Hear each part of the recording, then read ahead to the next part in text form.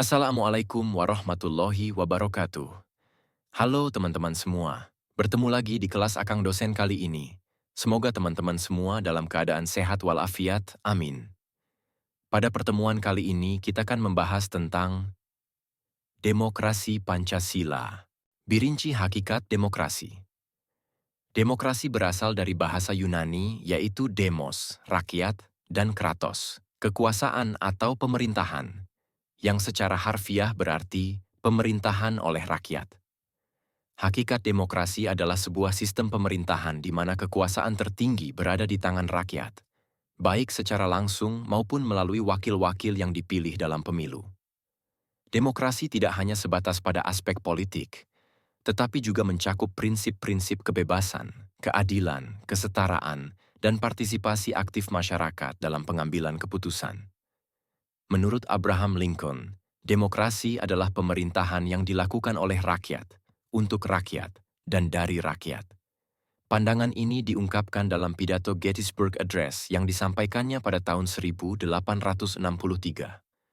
Lincoln berpendapat bahwa demokrasi harus melibatkan partisipasi aktif rakyat dalam pemerintahan. Ia juga menekankan bahwa demokrasi harus didasarkan pada prinsip kesetaraan, keadilan, dan kebebasan. Elemen utama demokrasi. 1. Kedaulatan rakyat. Dalam demokrasi, rakyat adalah pemegang kekuasaan tertinggi. Semua keputusan pemerintah harus mencerminkan kepentingan dan kehendak rakyat. 2. Kebebasan berpendapat dan berorganisasi. Demokrasi menjamin hak setiap individu untuk menyuarakan pendapat tanpa takut akan represif, asalkan dilakukan dalam kerangka hukum. Ketiga, pemilihan umum yang bebas dan adil. Pemilu menjadi mekanisme utama untuk memilih wakil rakyat dan pemimpin secara terbuka, bebas, dan tanpa paksaan. 4. Kepatuhan pada hukum, rule of law. Semua warga negara, termasuk pejabat pemerintah, tunduk pada hukum yang sama. 5. Perlindungan hak asasi manusia. Demokrasi menegaskan pentingnya melindungi hak-hak dasar setiap individu tanpa diskriminasi. 6. Partisipasi aktif rakyat. Demokrasi menuntut keterlibatan aktif warga negara dalam proses pengambilan keputusan, baik secara langsung maupun melalui perwakilan. Prinsip-prinsip demokrasi. 1. Kesetaraan. Semua orang memiliki hak yang sama di depan hukum dan dalam proses politik. 2. Transparansi dan akuntabilitas. Pemerintah harus terbuka dalam mengambil keputusan dan bertanggung jawab kepada rakyat. 3. Pluralisme. Menghargai keberagaman pendapat, budaya, agama, dan identitas dalam masyarakat. Четвертый kompromi. Dalam demokrasi, keputusan sering diambil melalui dialog dan negosiasi untuk mencapai solusi terbaik bagi semua pihak. Tantangan demokrasi. 1. Korupsi. Ketika pejabat publik menyalahgunakan kekuasaan, kepercayaan rakyat terhadap demokrasi dapat menurun. 2. Hoax dan disinformasi. Penyebaran berita palsu dapat memanipulasi opini publik dan mengganggu proses demokrasi. Ketiga, ketidaksetaraan ekonomi. Ketimpangan ekonomi dapat menghambat partisipasi politik kelompok tertentu. Vierde populisme. Pemimpin populis sering mengabaikan prinsip demokrasi demi keuntungan politik jangka pendek. 2. Demokrasi di Indonesia. Demokrasi di Indonesia telah mengalami perjalanan panjang yang mencerminkan dinamika politik, sosial, dan budaya yang khas. Sebagai negara yang menganut sistem demokrasi sejak kemerdekaannya, Indonesia terus beradaptasi untuk menyeimbangkan nilai-nilai demokrasi dengan keberagaman masyarakatnya. Sejarah demokrasi di Indonesia. 1. Masa demokrasi parlementer 1945 sampai 1959. 1. Setelah proklamasi kemerdekaan, Indonesia menganut demokrasi parlementer. Sistem ini memberi peran besar kepada parlemen sebagai pengambil keputusan utama. Kedua periode ini ditandai dengan seringnya pergantian kabinet akibat ketidakstabilan politik, meskipun kebebasan berpolitik cukup terjamin. 2. Masa demokrasi terpimpin. 1959–1666. 1. Presiden Soekarno memberlakukan demokrasi terpimpin melalui Dekrit Presiden 5 Juli 1959 yang menandai berakhirnya sistem parlementer. Kedua, kekuasaan lebih terpusat pada presiden dan pengaruh partai politik serta kebebasan demokratis menurun. 3. Periode ini juga diwarnai konflik ideologis antara nasionalis, agama, dan komunis. 3. Masa Orde Baru 1966 sampai 1998. 1. Di bawah kepemimpinan Presiden Soeharto, Indonesia menganut demokrasi semu yang sering disebut sebagai demokrasi Pancasila. Kedua Orde Baru menekankan stabilitas politik dan pembangunan ekonomi, tetapi kebebasan politik sangat dibatasi. 3. Pemilu diadakan secara rutin, tetapi hasilnya telah dimanipulasi untuk mempertahankan kekuasaan. 4. Era Reformasi 1998 sekarang. 1. Setelah runtuhnya Orde Baru, Indonesia memasuki era reformasi yang membawa angin segar bagi demokrasi. 2. Sistem multipartai diterapkan dan kebebasan pers serta hak asasi manusia lebih dihormati. 3. Pemilihan umum dilakukan secara langsung, baik untuk memilih presiden, gubernur, maupun kepala daerah. Ciri-ciri demokrasi di Indonesia. 1. Pancasila sebagai dasar demokrasi. Demokrasi Indonesia berlandaskan Pancasila, yang menekankan nilai-nilai keadilan sosial, kemanusiaan, dan persatuan. Sistem presidensial. Indonesia menganut sistem presidensial, di mana presiden bertindak sebagai kepala negara sekaligus kepala pemerintahan. 3. Sistem multipartai. Keberagaman partai politik mencerminkan pluralisme masyarakat Indonesia, meskipun terkadang menciptakan fragmentasi politik. 4. Pemilu langsung. Pemilu langsung diadakan untuk memilih presiden, anggota legislatif, serta kepala daerah. 5. Desentralisasi dan otonomi daerah. Demokrasi di Indonesia memberikan kewenangan kepada daerah untuk mengatur urusan lokal melalui otonomi daerah. Tantangan demokrasi di Indonesia. 1. Praktik politik uang. Politik uang sering menjadi masalah dalam pemilu, merusak integritas demokrasi. 2. Korupsi dan nepotisme. Korupsi di berbagai lembaga pemerintahan mengurangi kepercayaan masyarakat terhadap demokrasi. 3. Polarisasi dan intoleransi. Konflik berbasis identitas, agama, atau politik seringkali menciptakan perpecahan di masyarakat. 4. Minimnya literasi politik. Banyak warga kurang memahami hak dan tanggung jawab mereka dalam sistem demokrasi. Ketiga, hakikat makna dari demokrasi Pancasila. Demokrasi Pancasila adalah sistem demokrasi yang berlandaskan pada nilai-nilai Pancasila sebagai dasar negara dan pandangan hidup bangsa Indonesia.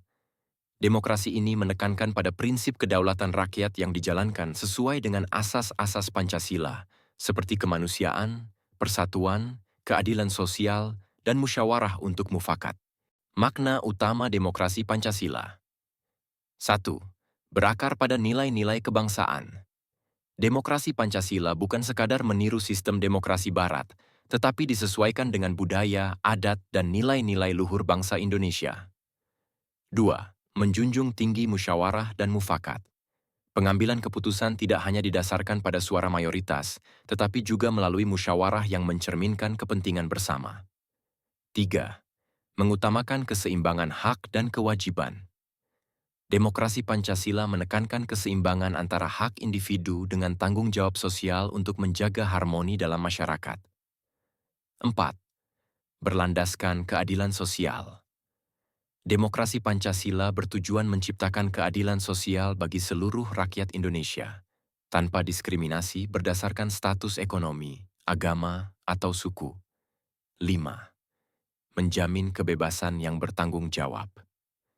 Kebebasan individu dihormati, tetapi harus dilakukan dengan tanggung jawab kepada Tuhan, masyarakat, dan negara. Prinsip-prinsip demokrasi Pancasila. 1. Ketuhanan Yang Maha Esa. Demokrasi Pancasila menghormati kebebasan beragama dan menjadikan nilai-nilai religius sebagai pedoman moral dalam kehidupan berbangsa dan bernegara. Kedua, kemanusiaan yang adil dan beradab. Mengutamakan penghormatan terhadap hak asasi manusia dengan tetap memperhatikan keseimbangan antara hak individu dan kepentingan masyarakat. Ketiga, Persatuan Indonesia. Demokrasi Pancasila menolak konflik berbasis identitas dan mengutamakan kesatuan nasional di atas kepentingan golongan. 4. Kerakyatan yang dipimpin oleh hikmat kebijaksanaan dalam permusyawaratan perwakilan. Mengedepankan musyawarah sebagai cara pengambilan keputusan yang melibatkan partisipasi rakyat melalui wakil-wakil yang dipilih. 5. Keadilan sosial bagi seluruh rakyat Indonesia. Demokrasi ini berorientasi pada pemerataan kesejahteraan dan keadilan bagi semua warga negara. 4. Unsur-unsur demokrasi. Demokrasi memiliki berbagai unsur yang menjadi landasan dalam pelaksanaannya. Unsur-unsur ini memastikan bahwa prinsip kedaulatan rakyat dapat berjalan secara efektif dan adil. Berikut adalah unsur-unsur utama demokrasi. 1. Kedaulatan rakyat. A. Kedaulatan berada di tangan rakyat, yang berarti rakyat memiliki kekuasaan tertinggi dalam menentukan arah pemerintahan. Gov. Mekanisme ini diwujudkan melalui pemilihan umum, di mana rakyat memilih wakil-wakil mereka secara langsung atau tidak langsung. 2. Pemerintahan berdasarkan konstitusi. A. Demokrasi selalu dijalankan dalam kerangka hukum dan aturan yang jelas, biasanya tertuang dalam konstitusi. B. Konstitusi berfungsi sebagai pedoman untuk menjamin hak-hak warga negara dan mengatur kekuasaan pemerintah. Ketiga, partisipasi aktif rakyat.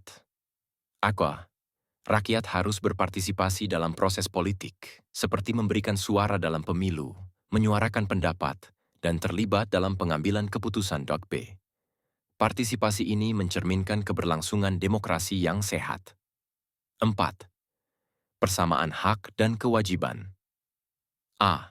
Semua warga negara memiliki hak dan kewajiban yang sama di depan hukum tanpa diskriminasi. BT. Persamaan ini mencakup hak untuk memilih, kebebasan berpendapat, dan perlakuan yang adil oleh pemerintah. 5. Pemilu yang bebas, jujur, dan adil. A. Pemilu adalah mekanisme penting dalam demokrasi untuk memilih pemimpin dan wakil rakyat.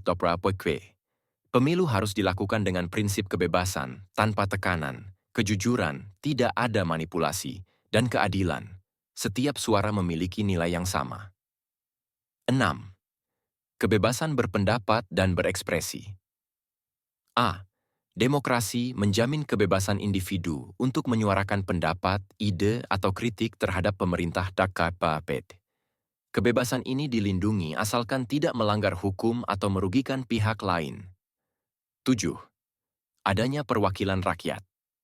A. Demokrasi modern biasanya berbentuk demokrasi perwakilan, di mana rakyat memilih wakil-wakil yang akan mewakili kepentingan mereka dalam lembaga legislatif. B. Wakil rakyat ini bertugas menyusun undang-undang, mengawasi pemerintah, dan mengadvokasi kepentingan konstituen mereka. 8. Supremasi hukum, rule of law. A. Dalam demokrasi, semua pihak, termasuk pemerintah dan rakyat, harus tunduk pada hukum yang berlaku. B. Supremasi hukum menjamin keadilan, melindungi hak asasi manusia, dan mencegah penyalahgunaan kekuasaan. 9. Pluralisme dan toleransi. A. Demokrasi menghormati keberagaman, baik dalam hal agama, budaya, suku, maupun pandangan politik. B. Pluralisme ini penting untuk menciptakan harmoni di tengah masyarakat yang heterogen. Ke-10. Pengakuan dan perlindungan hak asasi manusia. A. Demokrasi menjamin hak-hak dasar manusia, seperti hak hidup, kebebasan beragama, kebebasan berpendapat, dan hak atas pendidikan. Perlindungan hak asasi manusia menjadi indikator utama keberhasilan demokrasi. Elfu Moja, Sistem Check and Balance. A. Demokrasi menerapkan pemisahan kekuasaan antara legislatif, eksekutif, dan yudikatif. Sistem ini bertujuan untuk mencegah konsentrasi kekuasaan pada satu pihak dan memastikan bahwa kekuasaan saling mengawasi. Kedua belas, adanya media yang bebas dan independen. A. Media berperan sebagai pilar keempat demokrasi untuk memberikan informasi kepada masyarakat, mengawasi pemerintah, dan menyuarakan aspirasi rakyat. B. Kebebasan media memastikan transparansi dan akuntabilitas dalam pemerintahan. Demokrasi di Indonesia terus berkembang dan berusaha menjawab tantangan yang ada. Meski menghadapi berbagai hambatan, komitmen bangsa untuk mempertahankan nilai-nilai demokrasi tetap kuat. Keberhasilan demokrasi di Indonesia sangat bergantung pada partisipasi aktif masyarakat, integritas pemimpin, serta penegakan hukum yang adil. Demokrasi bukan hanya sistem politik, tetapi juga nilai-nilai yang mencerminkan aspirasi rakyat untuk hidup dalam kebebasan, keadilan, dan kesejahteraan bersama. Namun, demokrasi memerlukan partisipasi aktif dan komitmen semua pihak untuk memelihara dan mengembangkannya. Semoga materi yang telah disampaikan dapat difahami dan mendatangkan manfaat untuk kita semua. Sampai jumpa di materi akang dosen yang lainnya. Terima kasih. Wassalamualaikum warahmatullahi wabarakatuh.